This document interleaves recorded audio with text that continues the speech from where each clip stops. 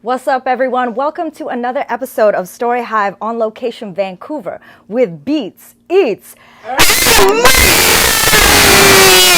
Yes! You did your job right. I'm your host, Kazi. We're broadcasting live right now on the unceded ancestral lands of the Musqueam, the Tsleil-Waututh, and Squamish First Nations.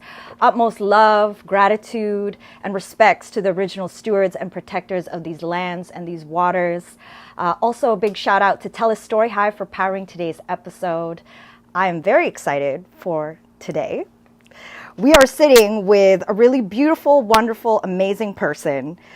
Someone whose work doesn't just live on the page. It lives in the body, it lives in community, and in the quiet spaces we don't always know how to name. Fanny Kearse is a multidisciplinary artist, poet, storyteller, and curator whose practice traces pathways of self-reclamation, where grief becomes a guide, pain opens portals to the divine, and unbecoming makes room for joy.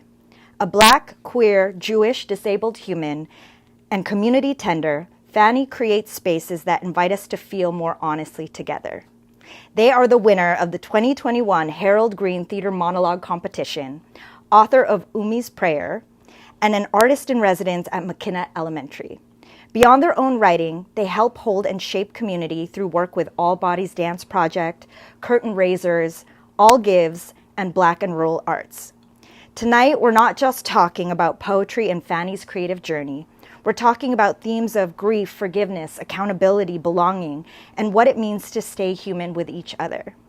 Also, for the first time ever, out of 122 live streams, we are doing this with a live audience of Fanny's beloveds in their own home. So, audience, please help me welcome to the show your dear and beautiful friend, Fanny Kearse. Thank you, beloveds. This is so awesome. I love that you suggested this and that this was your idea to host this in your space. Thank you. Yeah, and that we're both wearing robes. House It's coats. very true to me being in my space. How many of these do you actually own? Would you say? 4. Okay. Yeah. That's not like a crazy amount. No, That's good. because Q has made me get rid of a couple. It's like, So we had more, is what you're saying. yeah. And I've been told I can't wear them with nothing underneath anymore because that makes them cycle through quicker because the BO stays, like lingers in the fleece, you know? Well, I smell nothing. We're good. And if I do smell anything, it smells good. Okay, perfect. You know. Perfect. Okay, it's working. I guess I just want to start with, where are we arriving today? How are we arriving in this moment? I'm just going to watch your mic there. Thank you. Yeah. That is the one problem of the robe. Mm-hmm. How are we arriving? Your first question feels so loaded, Cassie. Could be a one-word check-in. Yeah, I'm grateful and I'm sad and I'm tired and I'm excited. Yeah. And I think in reverence. I felt very emotional listening to you introduce me, and so I'm just very grateful. You did all those things, and you are all those things. Thank you for reminding me. I'm trying to practice like the I received that, and I'm clearly in resistance to that. So maybe like by the end of the interview, it'll be much more of like, oh yeah, I received that. But I'll go with thank you.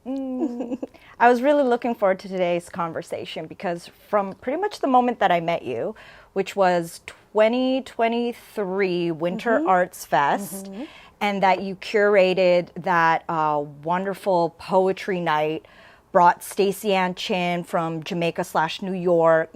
We had even Hampton performing. Hampton was in the audience. Shout outs. Yeah, Wendy was there too. Yes. Yeah. And from the moment I met you, I felt like you were such an intentional person, you know, and that we could always get on a real conversation, which doesn't happen all the time, you know, especially when you see people in social settings. It's always the small talk or the like, everyone's trying to deal with their social anxiety. But like, I felt like I could actually lock in with like, how are you? And it was a real answer.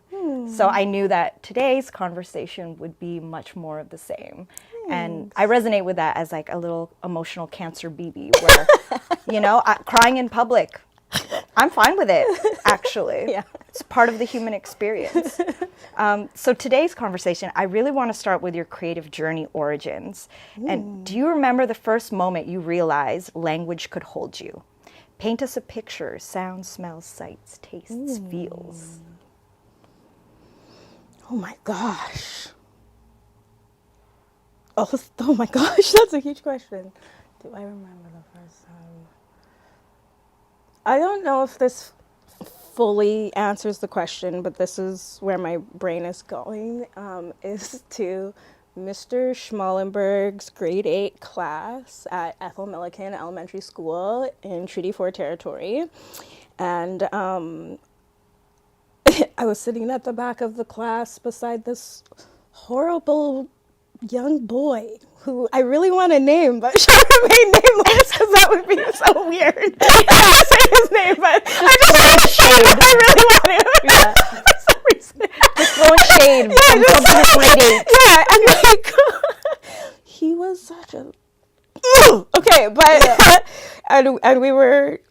It was English and we were doing poetry, and like, he was flipping... flinging elastics towards me and then like with no consent, like touching my leg and like slapping them onto me. Oh, one of those buggers. Yeah, but I don't know, something came over me. Well, it was meditation. I just started meditating and I literally ignored him and just like looked down and read what happened to be a poem, and it was Sylvia Plath. It's like, who's so angsty and just like, I'm gonna like blow everything up. And I just remember just like, and I honestly don't remember the poem right now. But I just remember like reading it, and I just like looked at this boy who shall remain nameless and just recited the last line of the poem to him, which was like about death. And I think he just thought that I was like so weird that then he just stopped. Like from that day on, there was no more communication between us. He didn't try to like mess with me. He was just like, I don't know what's going on with you, little Sylvia Plath, but he stayed away. And so that is when I was like, wow, this language can like hold me. It transports me.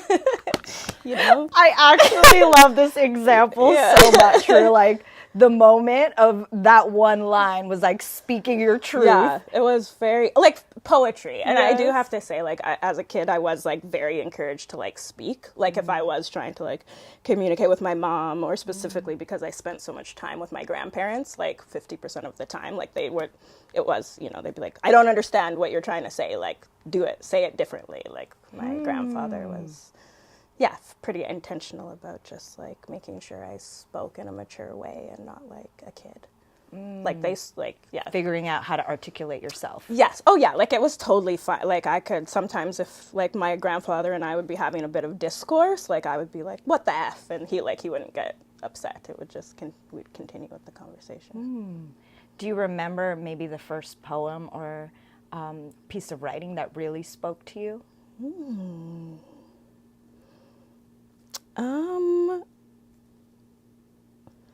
When I was a kid, the first thing that I remember my mom reading me is The Little Prince. Is that the one about the frog? No, it's about this little boy who's like stuck on the moon, and it's just like an analogy for life, really. And then also my mom read me a lot of spiritual things like as a very young child, which is honestly what I remember most. A lot of like prayer books and Conversations with God by Neil Donald Walsh, and like a lot of like very spiritual things. And as a young kid, how did that speak to you? I think I was like walking between two worlds a lot as a kid. And I was an only child, so I was like a little weirdo, like always just like doing my own thing and in my own world. And yeah, I was definitely just a little weirdo. But like I was a very spiritual kid. Yeah, I was. And I was also religious. Yeah, I went to synagogue every Saturday with my grandparents. So I think it was all like interwoven. Like I am spiritual now. I'm not very religious, but it was both growing up, and it really was like the pillars and the container of my life. I went to Hebrew school 3 times a week. I went the synagogue every Saturday. Yeah. Cool. And at what point did you pick up the pen and start expressing yourself? Oh, good question. Okay, I'm going to take my glasses off because I'm sweating.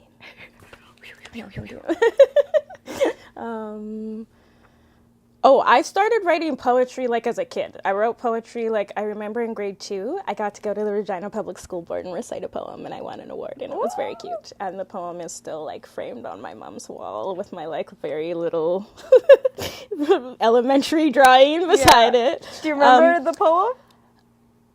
I am 8. I think that's great. With some unity in our community, it's never too late to stop all this hate. Something. So please don't wait. Do something that Mother Earth will really appreciate. Plant a tree and you will see the feeling it gives you will set your heart free. At 8! Genius! Baby genius! Thank you. I love that. Do you think that poetry for you began as expression, survival, prayer, or something else? I think definitely prayer and expression. I think when I returned to poetry in university, it was like a bit more about survival, because I think it was also about trying to like connect to like my Blackness and more of that part of me and my lineage that I didn't have access to growing up. Tell me more about this foray. When I went to, let me just smack my lips a little more. When I went to university, oh my God, I don't even know what the hell was going on. Jeez. This was here or no, Saskatchewan? I did my first year of university at Queen's University in Kingston, Ontario, and that was just all entirely too much for 18-year-old Fanny. So then I transferred to the US in Saskatoon. And yeah, so I in school I went into social work, and I think I just like didn't understand all of like my suppressed trauma. I mean, I truly like maybe fully didn't even understand like some concepts of like colonization and like the effects of capitalism.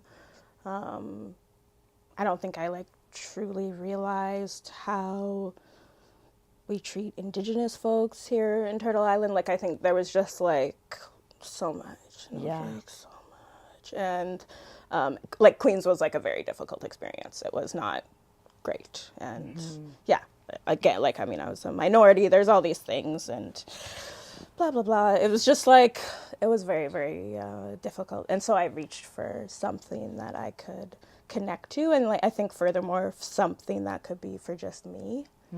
And also something that didn't have to feel so academic, like something that I wasn't getting marked on and graded on. And, you know, like I had really good grades in high school, but it was a huge learning curve the first year of university. Like, I remember like my first couple midterms, like failing them, you know, and like English being like, that's my thing. And like, you know, and I mean, that's even part of the reason why I ended up going into social work, is because some of the things that like I loved, I wasn't like getting good grades in university, and I was just like, I just need to finish because, you know, I was like, oh, I'm the first one that's going to university, and, you know, so there's like that pressure and thought pattern.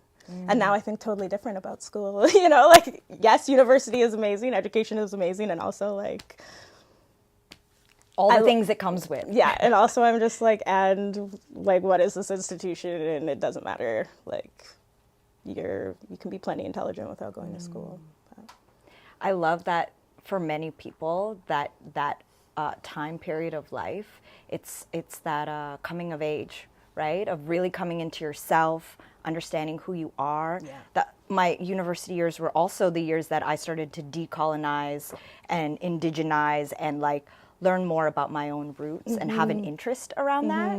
Prior to that, I agree with you. It's like there's no really any sort of awareness, you know, and then it's choosing that next stage of your life as you grow and as an adult, like who you really want to become and what do you actually choose to care about in this life. Yeah. You know, it's a huge reckoning. And I feel like, you know, it's cyclical. Like, it's always, you know, it's like one one wave ends and then like another current takes you, you know, and so, yeah.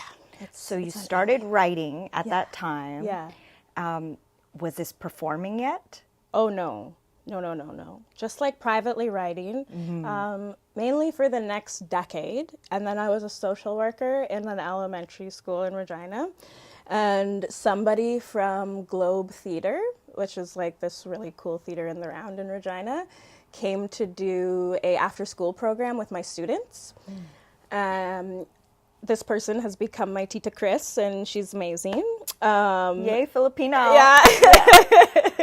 And I just can't get enough of them. I'm saying. But anyway, so Tita Chris saw me interacting with the kids, and she just like so this big like energy, you know, like just sashayed really over to me at the end of the program one day and just said, did you know that you're an artist? And I just like looked at her and I started laughing, and I was like, no, I'm not. Like, I don't do anything. I don't sing. I don't dance. Like, I don't write, like all these things. And Chris said to me, the way that you interact with the kids and the way that you like hold space, that's art. It's very artful, Fanny. And I was just like, okay, Chris, like you're crazy. I love you. And then she just like kept working me down for a while. She had this show called What Kind of Brown Are You? Oh my God, I love it. At the Artesian in Regina, which is an awesome venue. Shout out Artesian. And she invited me as a guest, and so there was like 3 guests. Yeah, her mom like made us rice and spam and eggs. We were like eating and chopping it up. But she really had to like work me down to like come as a guest, and I was really like, no. I was like, I have nothing to say. And Chris was like, I think you have something to say. And so maybe like after 3 months, I was finally like, okay, I'll do one. And then like, you know, you'll stop bothering me. And then I don't know. So I did that. And then a few months later, she asked me to do something else. And it was something with kids. And we facilitated something together. I can't fully remember what it was, some sort of workshop. So then I did that. And then the pandemic happened. And then she convinced me to do a series of like live stream plays during the pandemic, like in this little group, me, her, Joanna Bunden. So I did a series of those. And then I moved here, and then Tita Chris sent me the Harold Green monologue competition and said, you should apply. And I was like, meh. And then Chris was like, just apply. Like literally, I applied like at the last second. And then Chris made me a bet that I would win. And she said that if I win, then I have to pursue poetry. And I won. So I often tell Chris that she's the reason. Yeah. Shout outs to Tita Chris. Yeah. And to every person who sees that magic spark in us, that we needed that push and they gave it. You know, and that's, if it wasn't for Tita Chris, where would you be? Maybe at Kitchener Community School. In Regina. I love that. And which also, shout out Kitchener Community School, go Cougars! But yeah, I love those kids, but also I needed to, do my own life. I'm so grateful for the almost decade I spent working in schools, and I truly believe that young people need to be in service more. And I think it I learned so much, and also I was like not really doing like my own life fully. In that moment of winning and getting that validation, what ignited in you?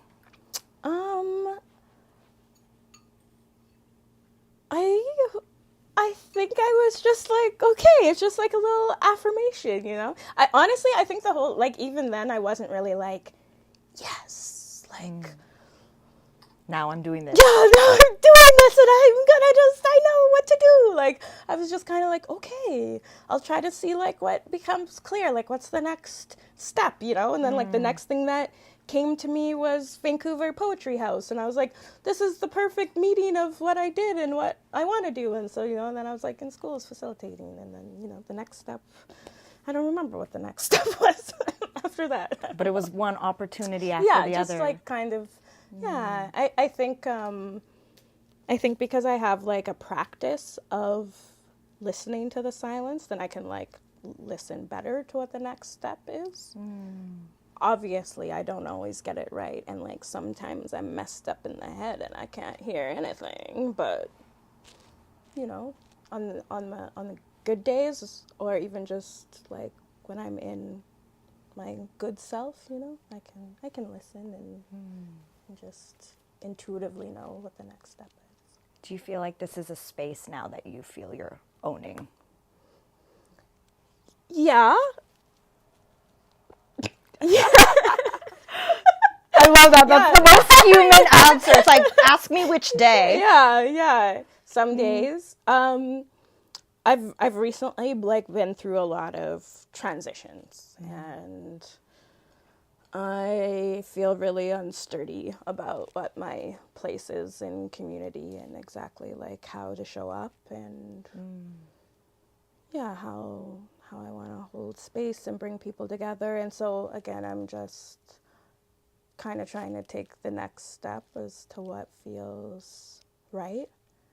One thing that I'm really feeling into is I'm not so like big on right now on this like performative thing. Like I want people to gather, I want to share my work, but I want it to feel more like that, like a sharing and a gathering. Like people are being brought into the poem, like they can step into the middle of it with me, which I think is, you know, I'm like really excited about this series at Loeb that I'm doing on the third Thursday of the next couple months. Tell us more about it for anyone who doesn't know. Oh yes, for anyone who doesn't know, on the third Thursday of February and March and April, I'm doing a music and poetry series at Loeb Studio. 40 sound, baby. Yeah, 40 sound. So it's really like getting inside of the poem. And that's not, somebody had said something to me about that at kind of like my first re-entry into community, which was Indie Fest in November. I've really like not been out and about like since June, really. I was kind of like off for like 6 months in this transition. I won't talk about that, even though I also kind of want to. But I'm not, I'm going to be so kind. Just slightly shady. Yeah. It's Black History Month, okay? Like, I just want to give it all, okay? Yeah. It's our month. My month. That's it. Our month. Okay. Yeah, so anyway, so at Indie Fest, also shout out Renaissance and Steph and Debbie. Yes. Don't know where I'd be without Convergence Cohort. Somebody gave me the feedback that it felt like the way that I delivered the poem, that it felt like I like took them inside of it. And they were like, I felt like I was like moving through the poem with you. And so then when I was randomly at Loeb, I was like, this is the perfect place. Like, that's what I want. I just want people to like come and chill down, like almost like if you're in the crib, you know, just like with a blanket and like house coats. Yeah. Please bring your house coats to the next Loeb. I love that. And slippers. Yeah. It's like whatever, you know? And so I was like, okay, that, you know, I want to like create that as opposed maybe to this like show or like performance. And not that, you know, that doesn't have its like place, or, you know, I might not like do that again or like dabble in that. But I think speaking to that intentionality, I'm trying to just be really intentional. And within these like transitions and this big moment of grief I find myself in, I think it's also just like really important to be intentional and calling in, you know, the right energy into the space too. I think sometimes we have this tendency to think that like more is better and like bigger is better, and there needs to be like so many people all the time, and it has to be like sold out, and like you know, that's capitalism, and like it's great. I'm not saying it's not great. I'm not saying that as an artist it doesn't feel amazing to be like, my show is sold out, you know, and rent is due and bills got to get paid. Like, you know, I totally get that. And also, I just like, okay, it's not everything, because I believe if we're like moving with intentionality, then we're actually going to call in what's for us, and, you know, it won't miss us. And I want to like, I really also want to model that of like, if I'm talking about like things not always being like a big show and it being intentional, then I got to walk the walk if I'm talking the talk. So just like stay in line with that integrity. I feel you, and that resonates with me as well in my own separate communities of quality versus quantity, and especially in the social media digital age that we live in, where like we always are seeing the metrics, the numbers, you know. I'm like, nah, it's more about who is that actual person and having them in the room and in the space. It's so fun. Like, okay, I know Instagram can do all these things. Okay, actually the first time I looked at analytics was this past week. Like ever? Ever. Yeah, because, okay, seriously, no, I post what I post, whatever. I run my little ads. I never look, because I know that it will probably affect my worth or how I see things. And honestly, like, I don't know. I overthink things a lot. By the time I post it to Instagram, I can assure you I have overthought that to the nth degree. And so I just feel really like, that's good. Good job, Fanny. Like, sometimes when people be like, you know, okay, and I totally also get this. You got to creep. You got to get your sleuth on. Like, do it. But, like, sometimes when people be messaging me and be like, oh, yeah, well, like, I saw that, like, this person watched my story, but, like, then they're not replying to my message, blah, blah, blah. You know, and I honestly can't relate, because I've literally never looked at who views my stories. Because, again, I'm just like, I'm going to post what I want to post, and then I'm like, okay. I don't know. Like, I'm just like, it's such a crazy world that I'm okay, I got to try and engage where I can. And like, okay, yes, if I'm paying for an ad, maybe I should look at the analytics. But like, also, I don't know, it's going to reach who it's going to reach. Like, the actual proof is if you show up. Yeah, like, I don't know, you know? So like, I don't know. Chill out, people. If we all chill, then it chills. Yeah. They just add more layers to mess with our mental health. Yeah, you know. We're not doing that. Like, I can't. No. I love that you went fully into that whole tangent. I know. It's such a tangent. Oh my God. How would you say your writing's changed as your relationship to yourself has changed? Oh. I think it just, like, continues to become more honest. And, like, more educated. And maybe, like, not as palatable as, you know. Like, I think when I first started this and was, like, trying to figure it out, I was like, okay, how can I, like, say the truth, but also, like, kind of be light and sort of, like, keep this sort of, like, bubbly vibe that I can have. Also, I can be a stone cold killer, just so you know. Like, I don't want to experience that. I'm very bubbly, but like, I gotta switch. And so, and I'm working on that. I'm really working on it. But so I think, like, I was really, you know, like, even when I think about what I won the Harold Green Monologue competition with, like, it was, like, upbeat. Like, it was, like, Black and Jewish. Like, it was, like, ooh, let's talk about, like, all the interesting parts about that, and not, like, the complex, deeply, like, polarizing things that are extremely hard to hold, that, you know, like, that it was, like, flowery. It was just like, oh, wow, yeah, people, like, oh, I couldn't believe I was Black and Jewish growing up, but, like, I'm here, I exist, you know? Like, it wasn't, there's a lot of things I could have said, and if I was writing that poem today, it would be an entirely different poem. So I think, yeah, just, like, the level of, like, honesty that I'm willing to go with, and to maybe just, like, leave people in a bit of discomfort. I'm not, like, as concerned about that. Yeah. And I think also because I know myself a lot better, I believe that one of my gifts is like being able to like see other people's gifts and like remind them of that and like then like bring them together. And so when I try to like remind myself, my own self of my own gifts, I'm like, okay, my one of my gifts is like holding space. So I can leave somebody in a little bit of discomfort. It's okay because I'm still holding them. I'm not just like letting them free fall, you know? Being more yourself and being more honest. Is there a theme you've been writing your entire life without realizing it?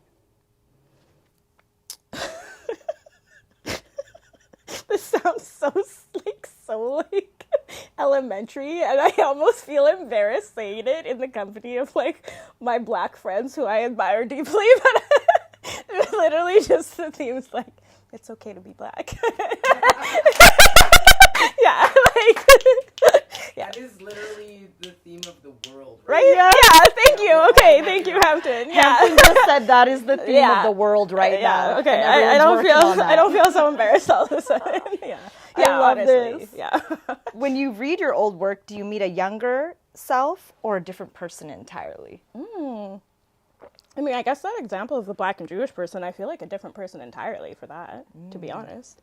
But some poems, just like a younger version of myself that often I have like so much grace for. Like, okay, there's this one poem I wrote that's called like B-Day Slam or something like that. And it was like, it was the first birthday that I had when I moved to Vancouver. It's called B-Day Slam. That's the title of the poem.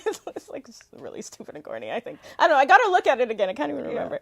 But I just remember like I felt so happy and excited for myself because it was like my first birthday here. And I like chose the day that I really wanted for myself. Like I have a couple of really good friends from Regina that both live in Vancouver who didn't show up tonight. They said they would, but that's fine. Throwing shade on the live stream. Yeah, I'll throw shade on them.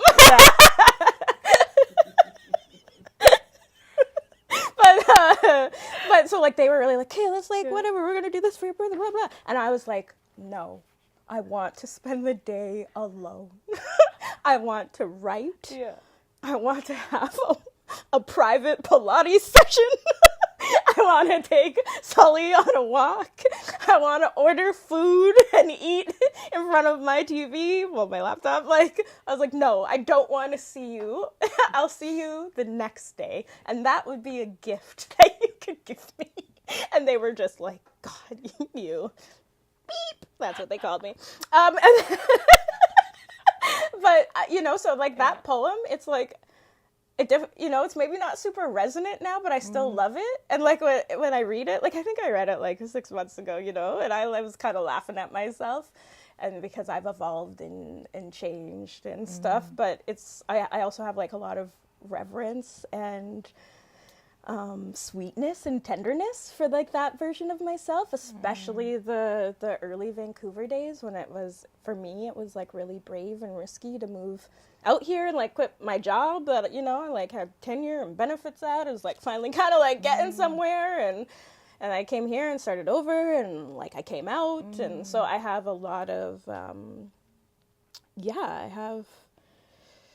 actually, you know, I'm sorry, now I'm on an aside, I have to say this, because I work with young people, and so this is on my mind, that we need to change the language, because like young people should never have to be like having this like coming out, you know, like because then it's reinforcing this trope that's incorrect, that like the baseline is heterosexual, that's like the norm. And it's not, and that's messed up.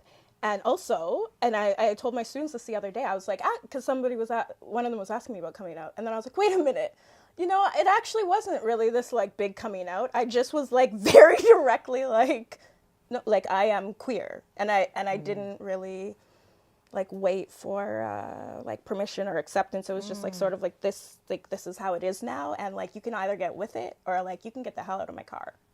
You know? And so anyways, that was a random aside, but I just have to say that. No, I love that. I work with young people and I love them, and I want the world to be better for them.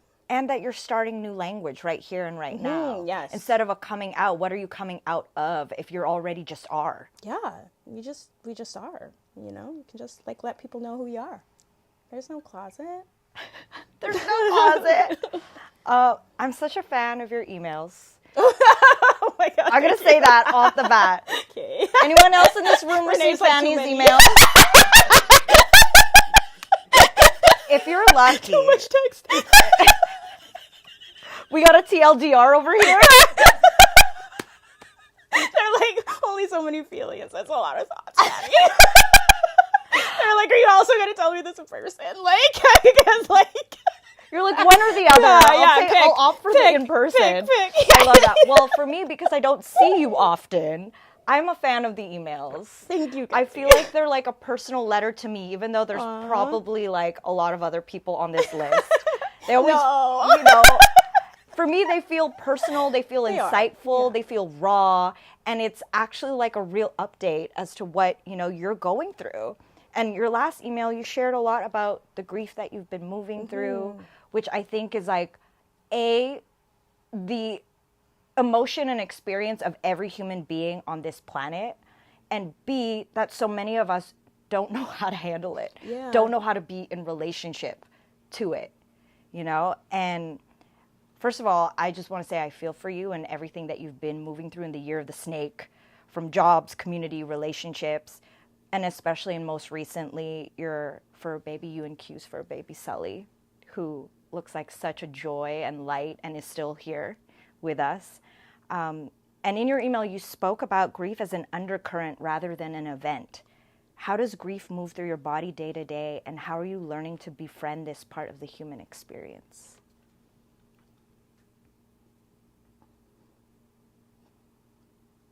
I think that my life continues to teach me that grief and joy are opposite sides of the same coin. And so when we're exchanging with joy, we're also exchanging with grief, and we kind of just don't know when those investments are going to come up. And when I think of Sully specifically, and how sudden his departure was, and how difficult it was, I have been trying to remind myself of all the joy that we invested in the years that Sully was here. And I mean, all little creatures are so special. And I know I'm totally biased, and my community will back that bias up, but Sully was just like especially special and like tender and very like responsive and human-like. And so I think a lot of the time that like I wouldn't even be able to move my body through this grief if we didn't have all of that joy. I wouldn't even be able to get up. And I think one of the things that I continue to see through grief is it gives people this like opportunity to not just step up and show up for somebody that they love, but for the community, for people who are holding and witnessing people in grief. It's also a really brave and courageous act, and you have to be willing to go inside of yourself and like open the most tender part of your heart, and then kind of just like let it hurt and hurt and hurt, and also like let it be like tenderized by like, holding this person who's going through it, you know? And so I think, to me, one of the most important and sacred parts of community is these webs of holding grief and joy. And so when I think of of walking my godson home only a few years ago, when Luke passed away after a really courageous battle of cancer. I was the only one there with him at the end, and we were waiting, and I was struggling, and the palliative nurses, they held me physically so that I could hold Luke and walk Luke out, because I needed to hold Luke's mom, because Luke's mom couldn't do that, and so. And it's the same thing. I am so grateful that we had a really beautiful, we were able to bring Sully home and have a really beautiful last day. And also we are really lucky that we had our community come to help hold us. And again, I wouldn't have been able to stand without that support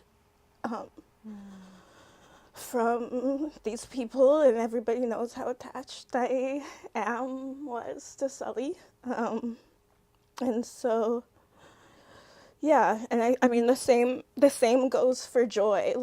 In the same way that everybody rallied around us to hold us through Sully, everybody rallies for the joy too. When we did Glimmers last year, everybody was there. Literally everybody in this room was there, and participating in different ways, whether that was being in the audience or playing music or videoing or being a volunteer, setting up freaking twinkle lights on a tree that we found somewhere, so I think it's just both of it. It's these webs, and I think sometimes, we forget about the both and the joy and the grief. We need to rally for both, and celebrate both. And I think it can be really hard for people, it's hard to witness and hold grief. And for some folks, it's hard to witness and hold joy. This is true. Yeah. Yeah. I'm praying for you.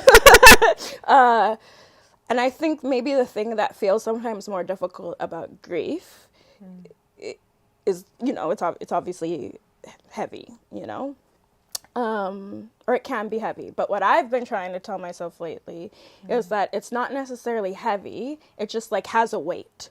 And joy has a weight too, and my body has a weight. We can't be weightless in this life. The point is to be holding something. That sort of is the point of being human.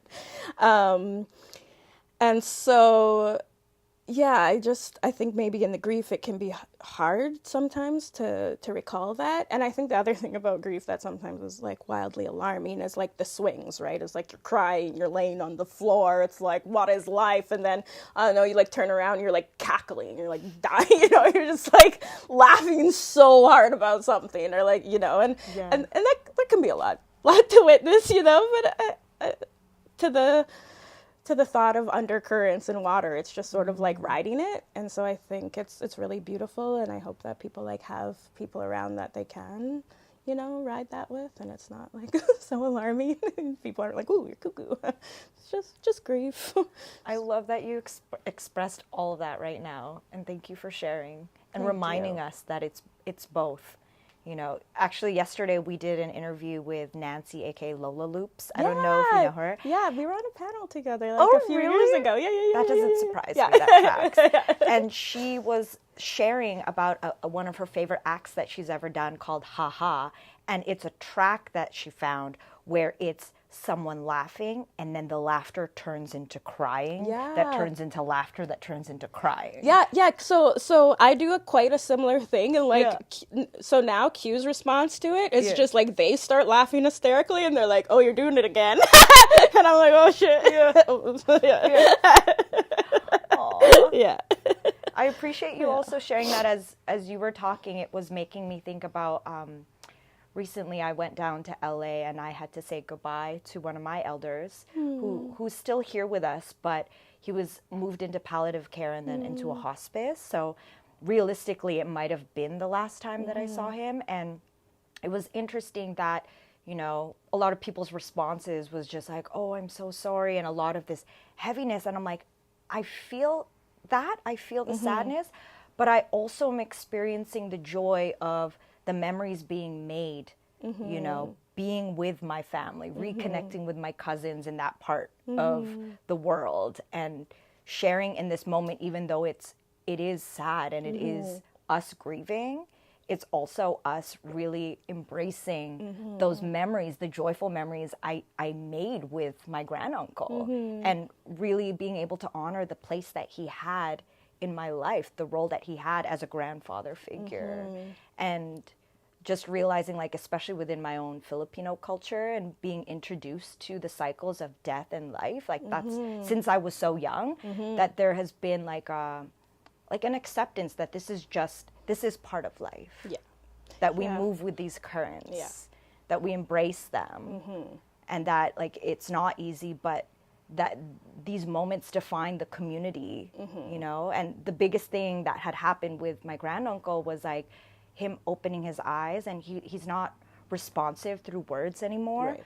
But he opened his eyes and I could see that he recognized it was me. Yeah. And it made me think about, like, if ever it's either in my old age or in sickness, to be in that position when I open my eyes, who are going to be the people who are holding me and who are there, and that who I've made an impact on, and vice versa has made an impact on me, you know? Yeah, we live in a culture that's, like, very death adverse, which, you know, I just think is, like, adverse? Yeah, adverse. Adverse, okay. Yeah. Thank you. You know, poets don't, you know, we use our own words. So, we make up new words. Yeah, we live in such a death adverse culture, and I just, like, don't get it. And similarly, like, from a kid, I was around death and funerals a lot. Like, my grandmother helped prepare bodies, like, in a very traditional Jewish way, like, for Jewish funerals. So I would just, like, be sitting there waiting for her because she was babysitting me, you know, and then I'd also go to the funerals with her. It's called tahara. That's what she would do, tahara. You know, and then I would, go to the funerals, and kind of, like, same with my mom. Like, I had never been to a wedding until I was, like, 19 or 20, but I had been to, hundreds of funerals. You know, because that's, like, what my grandparents did. But so I guess I've always felt like maybe, like, death, I was going to say I've always felt like death is close to me, which is, like, kind of, like, a bit morbid. That's not exactly the right vibe I'm trying to capture. But I think I've just maybe always felt like it's okay to be in conversation with death. Maybe that's a better way to say it. And I think from a very young age instilled in me that it's an honor to, like, be part of the process of walking somebody home, which I think, you know, like, even, you know, in today's, so some people can get, like, freaked out by that, but it is really, it's, a pretty profound thing to hold. Agreed. Another thing that I want to bring up from your emails that I love. So I remember, I forget, it had to be self-conscious about these emails. No, it's so cute. Okay, thank you. Yes. I guess it was last year when we had a call, because we were originally planning some winter art stuff, right? And it was going to be so cute. It was going to be so cute, R.I.P. Yeah. But we were having a conversation about sharing our challenges and learnings about being in community, and that we were both in our auntie/tita era, you know, where we're like, okay, I can't be fully petty because I'm not, like, a spring chicken anymore who, you know, like, you can just blame me on being young, but I'm also not OG yet, but I'm somewhere in the middle where I'm holding the generation that came before me, and then the ones I'm also trying to be an example to the ones coming up, you know. And I remembered all of this again when I read the footer of your last email, which I realized you change sometimes. Yeah, I do. And this one I love too many quotes. This one's a Bell Hooks quote on compassion and accountability. It says, "For me, forgiveness and compassion are always linked. How do we hold people accountable for wrongdoing and yet at the same time remain in touch with their humanity enough to believe in their capacity to be transformed?" How does that quote resonate with you? And do you feel any steps closer to being able to answer that question? Navigating community is never-ending duty that I know I sound very exhausted by right now, because sometimes it is exhausting, just straight up. Sometimes it is exhausting. Let them know. But I don't know. I just keep trying imperfectly because, to that quote, I believe in my own capacity to be transformed because it has happened. Okay, I have been transformed before. I'm going to be transformed again. And so I want to believe and see that in other people. Yeah, I mean, I think we got to lead with like compassion, and I'm super huge on forgiveness. That is, you know, it's so followed by accountability. And I guess I can be like this is my one thing with community that I can struggle with, and you know, and these folks might back me up. Like, I can basically handle anything if like somebody is going to be accountable. I can move through anything. I can forgive basically anything. Like, you know, I know that sounds really big and broad, but like, honestly, If someone's going to be accountable, like, and I mean, forgiveness doesn't necessarily mean that like then you move forward in the exact same way. Yeah. Right? I mean, you know, there's going to be like periods of like repair or just like learning the new groove because this like little thing has happened, or big thing, depending on what, like what's happened. But I'm just not sure if there can be like true, genuine forgiveness and then the return to moving in trust if there's not accountability. And I sometimes like accountability doesn't, like, sometimes people confuse accountability, I think, with like wanting to be heard and being just like, being like, this is why you hurt my feelings, blah, blah, blah. That's sort of like, these are two separate things. Like, yeah, please explain like why your feelings are hurt, and like, let's have like a repair conversation around that. And then also like, where are the actions that like you can be accountable for, you know? Like, and I think that also requires a certain amount of self-awareness of like both people coming to the table and being like, no, like, you really did this thing and that wasn't cool, and also like, I know this behavior I had that wasn't cool either, like, regardless of what you said, that's not how I should have responded. And so, you know, and acknowledging that and being like, but also, bro, like, don't do that to me, okay? You know, where it's like, yes, I should not have responded like that, but also like, you know, like, I think it's just like really about like meeting halfway and like being able to find that. And also just like, now I'm kind of like rambling and bumping around, but it's because I have a lot of thoughts of community. I also think like sometimes we just like, we get scared. Like, I think we get so scared to even be accountable because we already think the person is like not going to forgive us, or they're like going to be mad. And so you're like, well, I'm just going to like ignore this and not, either I'm going to ignore this and not deal with it, or you're like, I'm just going to, you know, I can't even imagine this person forgiving me. So like, let me just like tell them all the ways in which they hurt me. Or the other way around, you know? Where you think, no, this person would never change or never be open. Yeah, and that you're like, oh, and you did, you know, you are, oh, that's not actually what you thought. Like, something, you know, got lost in communication. And so I think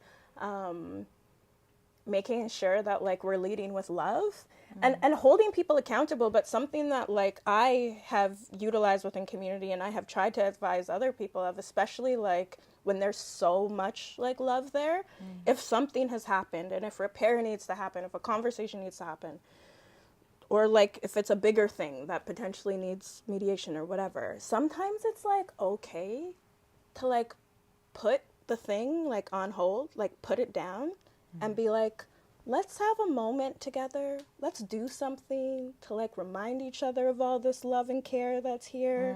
Let's ground down in like the soul level that like we know already exists here, you know. And obviously I'm talking about this with like someone you trust and are in relationship with, you know. Like, let's just put it down for a minute, you know, go on a forest walk or go for coffee or whatever, and like don't talk about the thing, and then like come back to the thing. Like sometimes we also just need to like reroot and reground in love. And also, I also think like it can be very helpful sometimes to have like somebody holding space. Like I think if people do feel really scared or worried, like it's okay to ask. It does, you know, it's okay to just ask somebody to be like, hey, we kind of need some help navigating something. Yeah. And pardon me, that, you know, it doesn't even need to be like a huge like, we need to find a mediator. You know, it can just be like, wow, we are this interconnected web of community that's trying to like hold each other and help each other grow, you know? And like I have been called out, I've been called in. I prefer being called in than being called out, but like I know I'm gonna get called out again, and that's okay, because guess what? Like I might need it, you know? And I want the people around me, if I need to be called out or called in, I want them to do it. And Straight like, up. I trust them enough to do it and to be like, hey, like, this is what happened, you know? Like, The ones I don't trust are the ones who don't do it. Yeah. Where I'm like, think I it thought makes we it were hard. really real. Yeah, it makes it hard. It makes it hard. I think it just makes it confusing, especially within these ways of community, and I think specifically within queer community. It does, and I don't want to project, but like I know we all have our own attachment things. Yeah. But specifically sometimes within the queer community, I think then there is this fear of like, so like what, we're not going to be friends anymore, we're not going to be community, like we're not going to be in relation anymore, you know, where it's like, that none of that has to happen, but you do need to be able to like communicate what's gone on. In the same way that you were speaking about like new language of coming out, there's nothing to come out of. Like this is a new language as well, where we're like normalizing having accountability conversations, repair conversations. I also love that you talked about doing some sort of grounding activity that reminds you of either the love or mutual respect in order to lead to repair. My question for you is, where is the line between protecting your peace as you're navigating this while also staying open-hearted? Like, how do we repair harm without pretending harm didn't change us? Yeah. That's a hard one. Yeah. Yeah, I'm still like working on that very deeply. I don't know, like I hear you. Yeah, I don't know if I have an answer, because I feel like I do kind of two things, you know. I'll just like I can be when I'm, because we're still human. Yeah, exactly. So sometimes when I'm interacting with people or community, and if I don't know what's going on, like I can take up an approach where I kind of pretend too like nothing's going on, or, you know, I'll be like, whoa, just random. I'm almost just like testing the waters. Yeah. Instead of maybe being more in line with my integrity and just being directly like, hey, what's up? Like something's off. What's up? You know? I'm really trying to like work on my own boundaries. I have like a tendency to like pursue. Like I'll like pursue something until like I have an answer, which that definitely often unsettles my peace. Like, cause I'll sort of get to be like you can't even respect me enough to just answer me? Like, and then I can get kind of erratic. And that has the opposite effect as well, you know. I'll be sending weird 3 a.m. messages. Sorry to anybody who's gotten one. But sometimes I send really cute 3 a.m. messages, too. It just depends on the day. We're human. Yeah. This is what it comes down to. It's all of it. You know, it's the medicine wheel. So it's all working together. In community, you described yourself as a holder and uniter. Did you choose that role, or did it choose you? Oh, good question. Maybe I think like a little bit of both. When I started my, like it was so different working with the kids and being a social worker, you know, like that doesn't really count. I was doing something and I was like holding space for them. But when I moved here and then I got, when I started working with Vines, and I think just like looking at things, I was like, oh, I can help. I can help. I can make this a little better, a little more like, infuse your magic. Yeah, exactly. And so, and then I think I started doing it, and now I'm doing it. And it's more of you. It's more, it does feel like more of me. And when I think of like being little and like helping my Bobby like pour wine for kiddish at shul, you know, like she was really like that, and so was my mom. Really, like we had family dinner every single Friday, like for I don't know, for 13 years, like you know, just it was like that. I don't think I necessarily had that tendency like as an only child, and I was around it a lot, but as I've gotten older, I've like relaxed into this part of my personality that is a host and likes to bring people together, and you know, like we squish a lot of people in this apartment very often. I love that. It's cozy. So I have 2 more questions for you, and then a really fun just rapid speed round, and then we're gonna get into you sharing some new work. Okay. Yeah. How are we doing, everyone? Yeah. So. This question comes from community, actually. Oh. It's from Josh. Yay! Other Josh over here. Josh wants to know what virtue feels like home in you and which one feels aspirational. Oh. Like virtue or quality or value.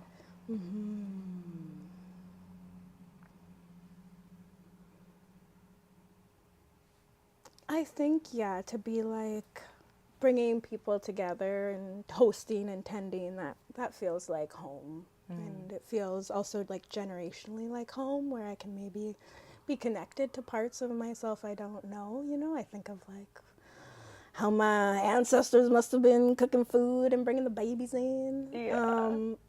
I love that you use the word tender. Like the tender, but Yeah. also tender is you. Yeah, very.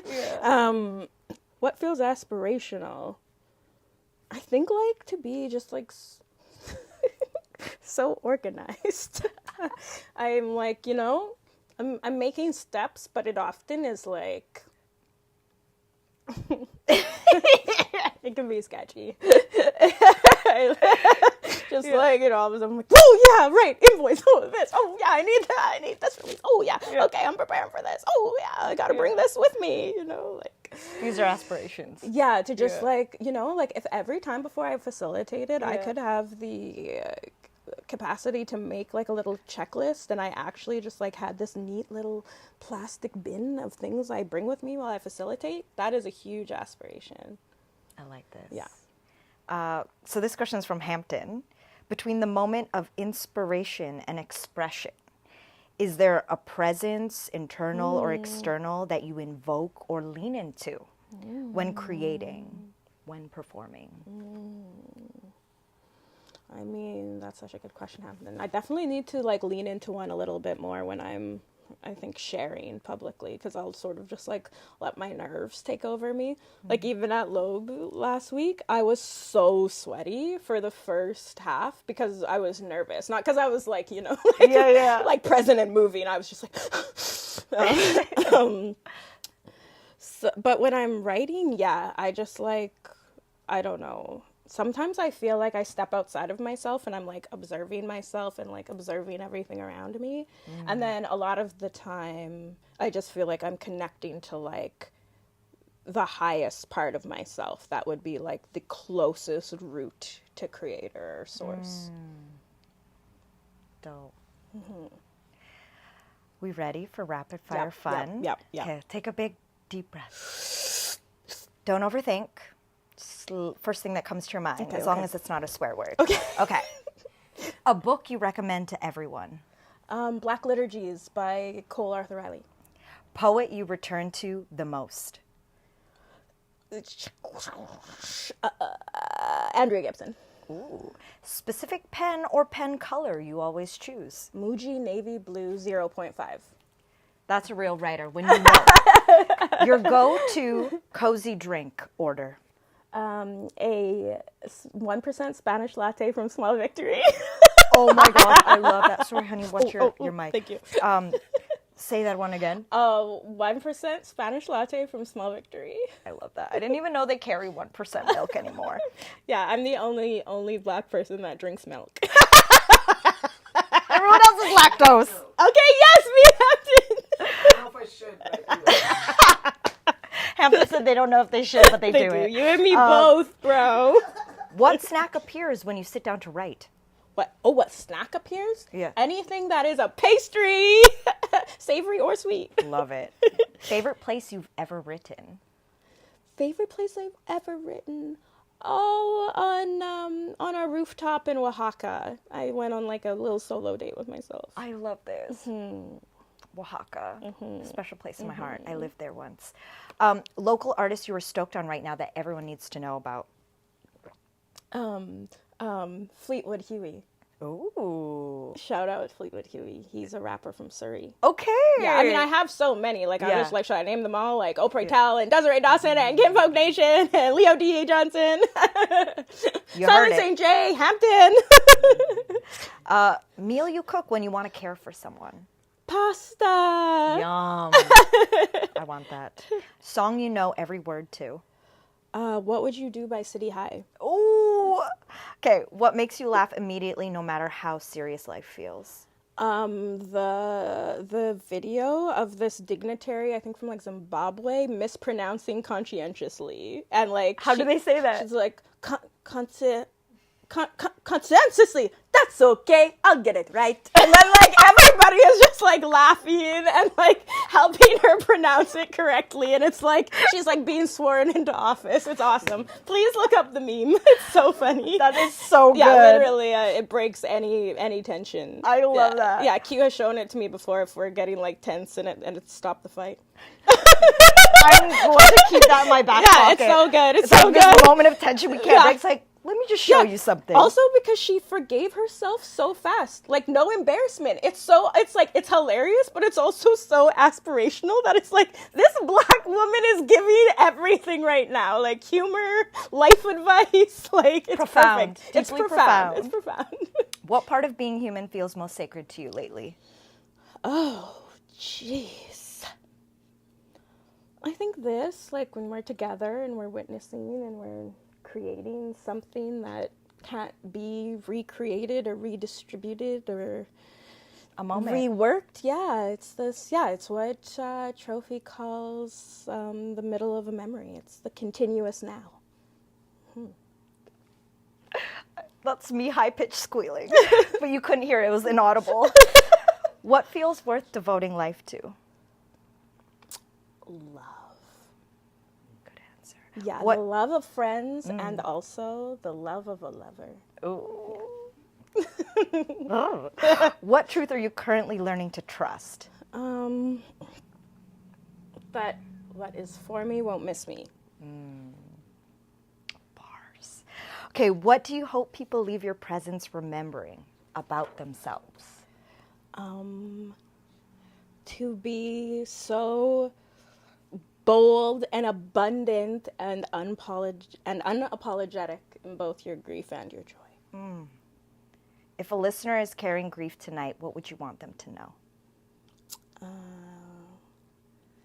To let it free, whatever that looks like tonight. If that's crying, if it's writing, if it's dancing, if it's looking at pictures or watching videos or like reading that old note, do it. And then do it again and again. My last one for you. For 2026, Year of the Horse, who I'm stepping into or who I'm becoming is?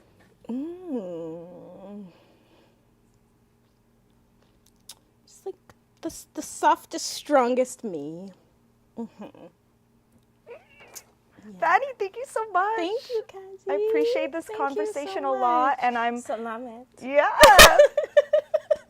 getting my Filipino heart over here. And so you have 2 poems you said you want to share. If you Yes. want to intro it to us. Yes.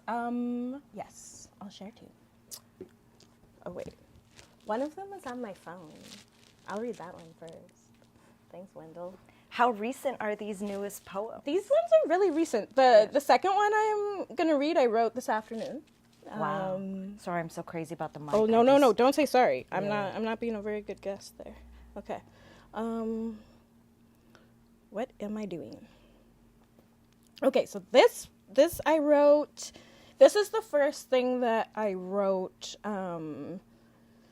since Sully passed away, and so I was having a really hard time writing, like right after he passed away, and then I randomly like found a little piece of his fur in the pocket of a robe. Oh my god. Because I'd like pulled a mat out of his fur probably. And then I was able to go into my office and write this. So, and I shared this at Loeb the other night, and Des and Dia just made the most beautiful scape for it. But I'll share it now. Grief has taken up residence in me, rearranged my disposition to live around the ache. Recognizable only by what is missing from me, see not the tear stains but remnants of loving well. The hollowing of despair dances with the desire to be fed by your presence, gnaws at the gift of your essence. Taste me your memory. Tongue me a language that knows your joy. Body me with the weight of your softness. The loss of you knocks on the door of gratitude, invites me to reside in the places your gentleness tenderized.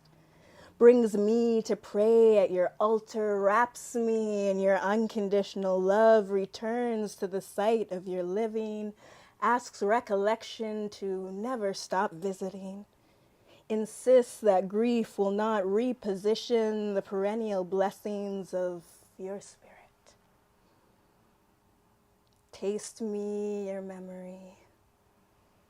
Tongue me a language that knows your joy. Body me with the weight of your softness. How bittersweet this grief.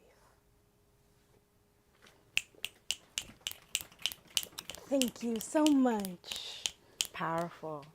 And then this poem, I wrote this afternoon.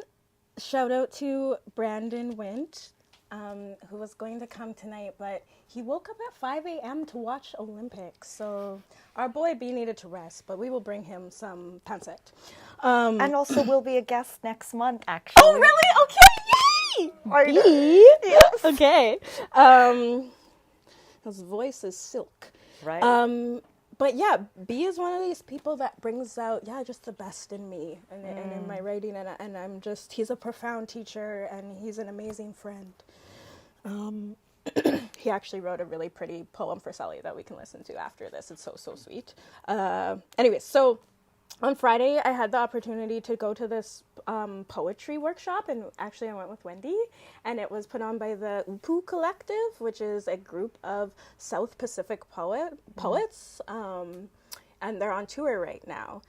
And I also got to see the show yesterday, and it was just so profound. It was just, it was chills, and speaking to the one facilitator and actor, Miriam, she was so good in the show. We just had this intense moment of exchange of words and also of tears. And anyways, so the prompt that Brandon gave us today was to talk about a hard-earned love, or like a reckoning with a difficult relation.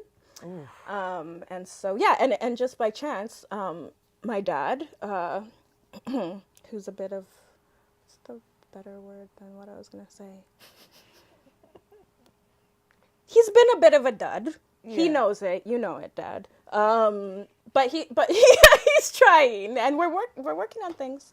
And so when Brandon gave that prompt, and just thinking of disconnection and family and all these things, I was thinking a lot about my dad, and I was also thinking a lot about Miriam and this powerful experience I had with her in the workshop and watching her perform yesterday. So that is the preface I'll give this poem. The border of my body pushes me past a displaced longing of belonging to you. Even a stranger could identify the likeness that lay in our faces.